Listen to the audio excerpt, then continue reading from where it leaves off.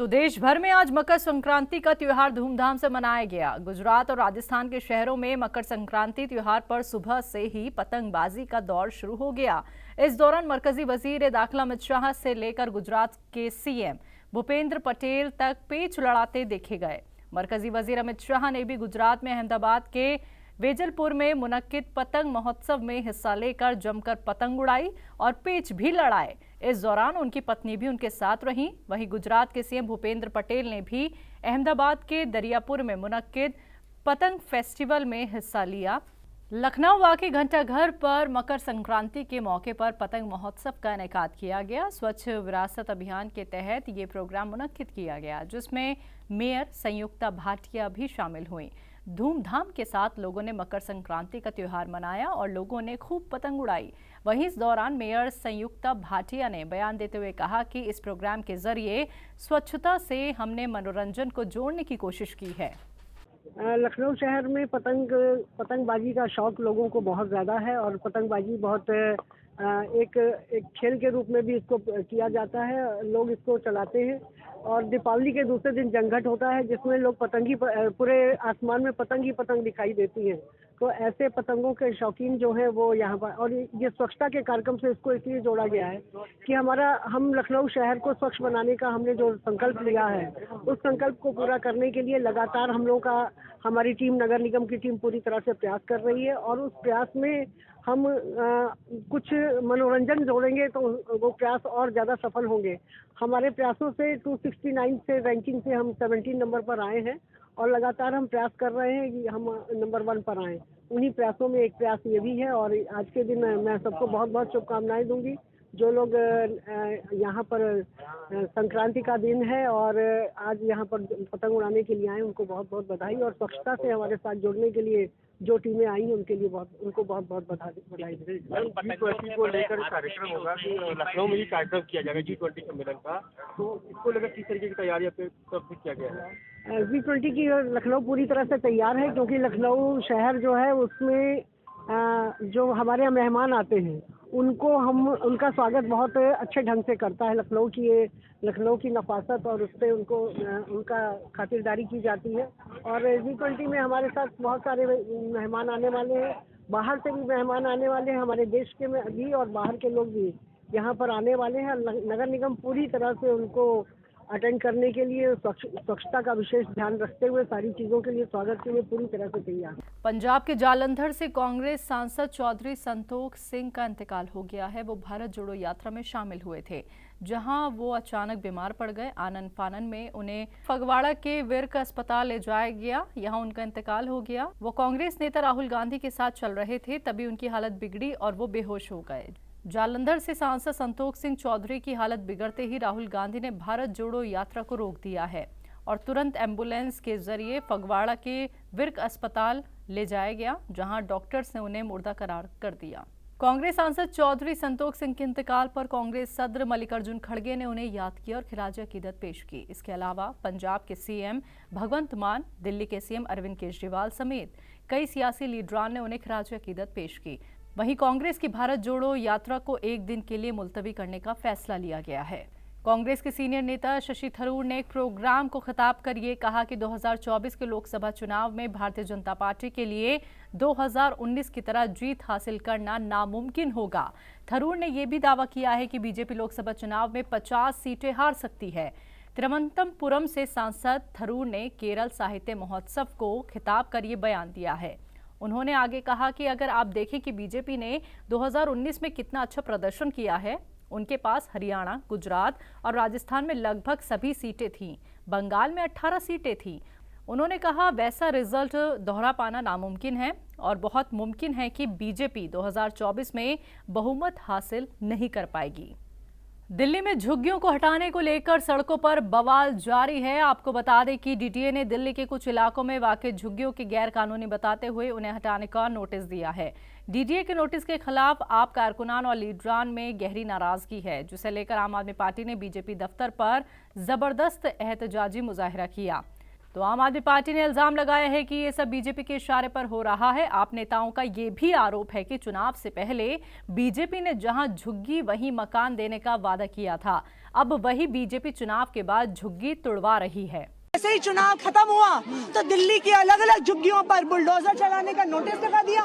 साफ नजर आता है कि चुनाव से पहले भारतीय जनता पार्टी झूठ बोल रही थी, गलत वादे कर रही थी, लोगों को बेवकूफ बना रही थी, और जैसे ही चुनाव खत्म हुआ झुग्गियां तोड़ने पे आ गई। इससे भारतीय जनता पार्टी के झूठ का पर्दाफाश हो गया है। पक्के घर कौन देगा फिर? आम आदमी पार्टी का वादा है कि दिल्ली के हर झुग्गी वासी को पक्का मकान हम देंगे, और जब तक हर झुग्गी वासी को पक्का मकान नहीं मिलता हम किसी भी घर पे बुलडोजर नहीं चलने देंगे। आम आदमी पार्टी दिल्ली के हर झुग्गी वासी को मकान देने पे प्रतिबद्ध है, और जब तक हर झुग्गी वासी को मकान नहीं मिलता है, ये अरविंद केजरीवाल का वादा है कि हम एक भी झुग्गी पर बुलडोजर नहीं चलने देंगे। हैदराबाद में भारत राष्ट्र समिति एमएलसी के कविता ने पोंगल के मौके पर हैदराबाद में मुनक्किद भोगी प्रोग्राम में शिरकत की। प्रोग्राम का निकात भारत जागृति के जरिए यहां केबीआर पार्क में किया गया था और कविता को अलाव की रस्म में भाग लेते देखा गया। रंगारंग प्रोग्राम में चमकीले शॉल में ढकी गायों के एक जोड़े की मौजूदगी भी देखने को मिली। भोगी 4 दिन पोंगल के पहले दिन मनाया जाता है, जो अहम हिंदू फसल त्योहारों में से एक है।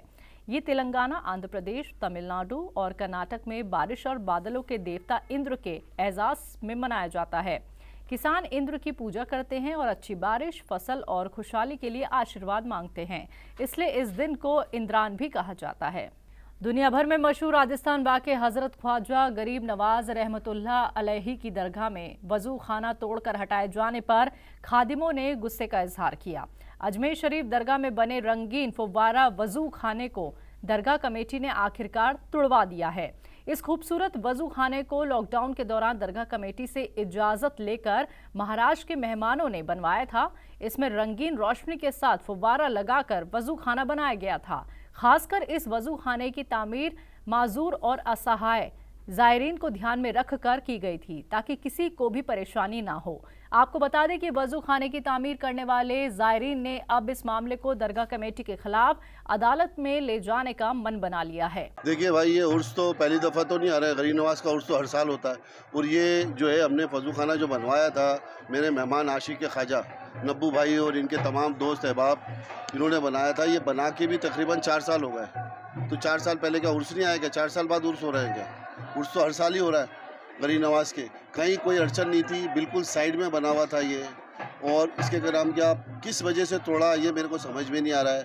सुनने में बात ये आ रही है कि कोई कॉमर्शियल मामला कुछ फिट करना चाहते हैं ये। तो दरगाह को तो वैसी मार्केट बना रखा है, और भी मार्केट बनाना चाह रहे हैं, तो ठीक है। तो ये हमने बहुत आस्था से, यहाँ तक कि सब बड़े बड़े लोग हैं, इनके पास 10 आदमी काम करते हैं खुद, तो इन्होंने मेहनत मजदूरी करके इनके साथ तमाम फ़ोटो वीडियो रिकॉर्डिंग मेरे पास है। इन्होंने बोरी कट्टे उठाए, सीमेंट उठाया, मलबा उठाया, खुद ने अकीदत से गरीब नवाज की मोहब्बत में बनाया, और अपना तैयब माल, अपनी मेहनत का गाड़ी पैसे लगा के अच्छी से अच्छी बेहतरीन चीज़ बना के, आप देख लो, तमाम फ़ोटो वीडियो रिकॉर्डिंग हमारे पास है। बहुत आलीशान बनाया, जो देखता था तारीफ़ करता था, वहाँ खड़े रह के फ़ोटो खींचता था।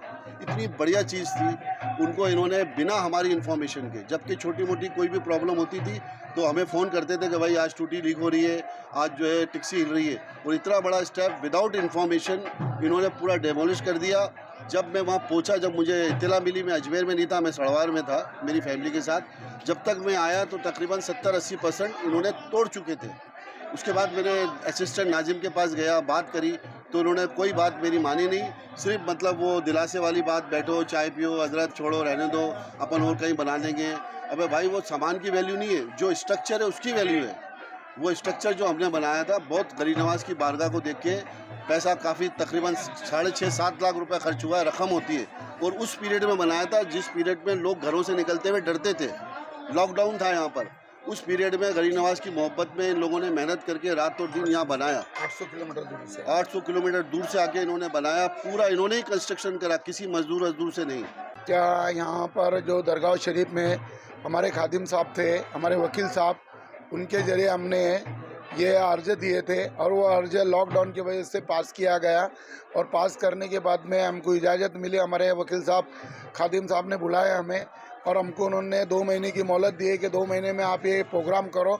और प्रोग्राम करने के बाद में जैसा है हमने वो 22 दिन के अंदर बनाए। लॉकडाउन के अंदर हम सोता इंजीनियर, हमारे दोस्त, हमारे बच्चे लेकर यहाँ पर आकर लॉकडाउन में हमने मेहनत से बनाए और वैसी पीरियड में जहाँ पर रुपए की चीज़ थी हमने 5 रुपए में लिए पर वो चीज़ बनाए।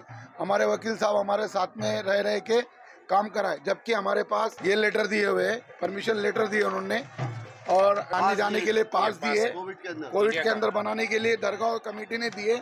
हमने उनको पैसे भरे, मेंटेनेंस के पैसे भरे, वो भी पावती दिए, ये पासे दिए। हमने पहले वहाँ पर जो पहले पानी का हाउस था और पानी का ये बना हुआ था उसको हमने तोड़कर उनसे इजाज़त लेके फिर नवीन से बनाए, सलाब से लेके नीचे से सब करवाए, ग्राउंड लेवल से कराकर ये कराए और आलीशान बनाए। पहले जो था वो बिल्कुल सीमेंट का। और उसके बाद में ना हमको बोलते हुए इन्होंने तोड़े, हम इनके खिलाफ